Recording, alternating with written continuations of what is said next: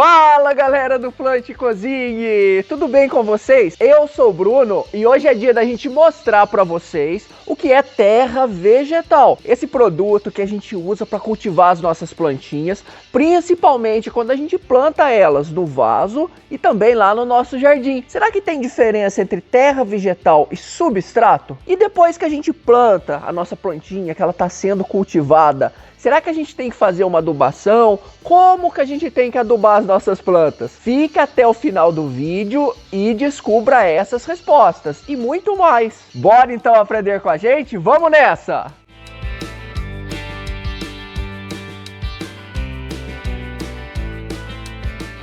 Então vamos começar o vídeo falando o que é essa terra vegetal, porque ela é um composto nutritivo para as plantas, que é comumente encontrado, galera, em supermercados, em floriculturas. Geralmente tem lá as bancas cheias desse produto para vender. E geralmente, essa terra vegetal ela é feita pela mistura de terra in natura, como por exemplo uma terra de barranco, enriquecida com materiais orgânicos e minerais, em alguns casos. Por isso que essa terra ela fica mais escura devido à adição dessa matéria orgânica. A gente pode dizer então que a terra vegetal ela é uma terra preparada e mais nobre para a gente cultivar as nossas plantinhas, ou seja, é uma terra que vai dar uma boa nutrição para os nossos cultivos. Dessa forma, minha gente, a função dessa terra vegetal é proporcionar um solo nutritivo para o crescimento saudável das plantas, das flores, seja plantada lá no vaso ou no jardim da nossa casa. Então, se pode considerar que essa terra ela é como sendo aí um alimento,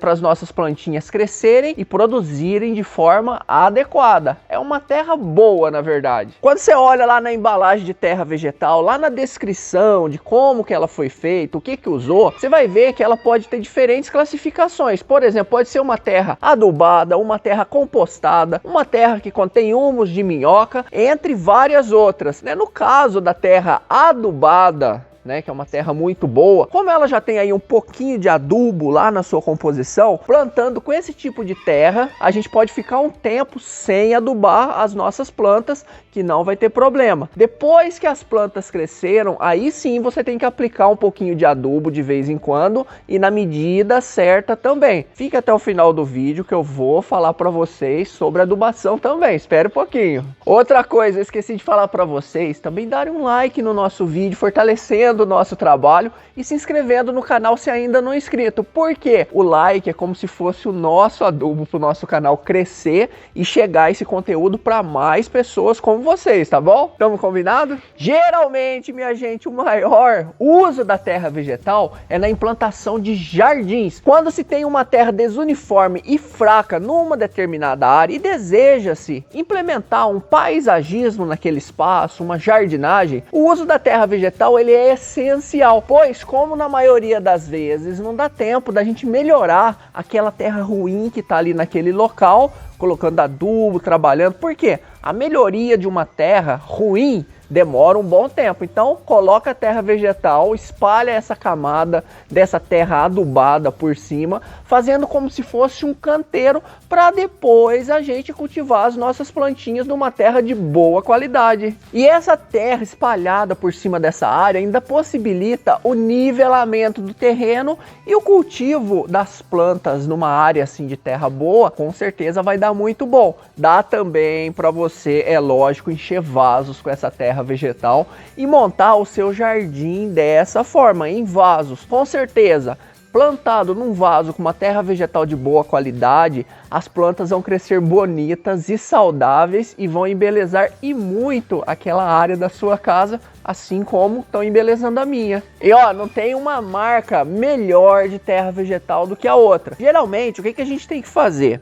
A gente compra uma terra vegetal, faz o teste dela ali no nosso vaso, no nosso cultivo e vê como que ela se comporta. Tem terras mais escuras, tem terras mais claras, tem terras que ficam mais fofinhas, tem terras que ficam mais duras. Às vezes você precisa dar uma incrementada nela com material mais poroso, por exemplo, uma casca de arroz carbonizado, uma vermiculita ou até uma perlita mesmo, para ela ficar fofinha e adequada para o cultivo das plantas. O produto, geralmente, esse produto terra vegetal, ele é um produto regional, porque não é exportado, não é vendido, por exemplo, que é produzido aqui em São Paulo, não é vendido geralmente em estados muito longes daqui de São Paulo, porque custa caro o frete.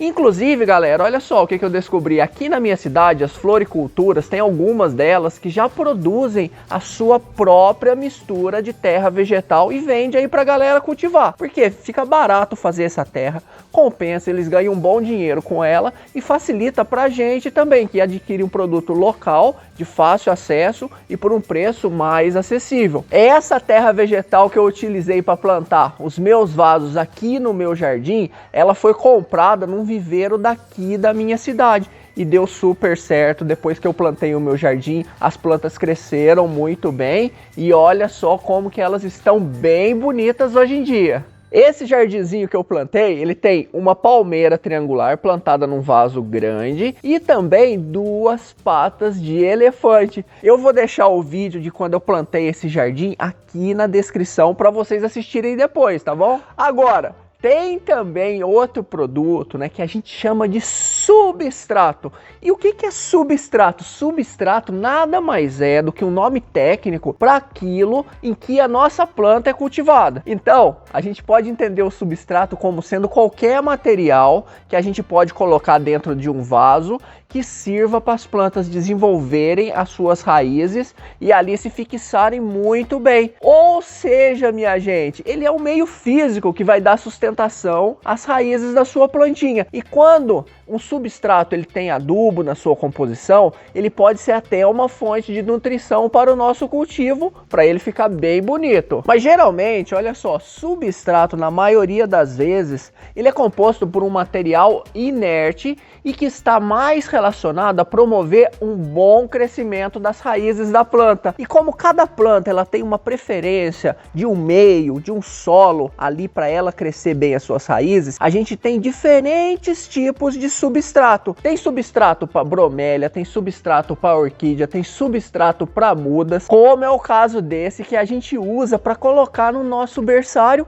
e fazer as nossas mudinhas de hortaliça para plantar aqui na nossa horta. É um substrato específico para muda e que funciona super bem para esse tipo de plantinha. Então, galera, olha só, é um pouco confuso da gente entender, mas veja bem, o substrato, em termos técnicos, ele é diferente da terra. Porque a terra, ela veio da decomposição de rochas num processo que levou milhões de anos para acontecer. E também ela tem matéria orgânica, a terra ela tem micro-organismos, tem ali insetinhos, tem bichinhos na sua composição e vários elementos ali em degradação, em início de degradação e ocorrendo ali naquele meio. Assim, a composição da terra ela é variada e depende do local onde ela foi formada, sendo que cada região do planeta tem um tipo de formação, um tipo de rocha e um tipo de solo, um tipo de terra que foi ali originado.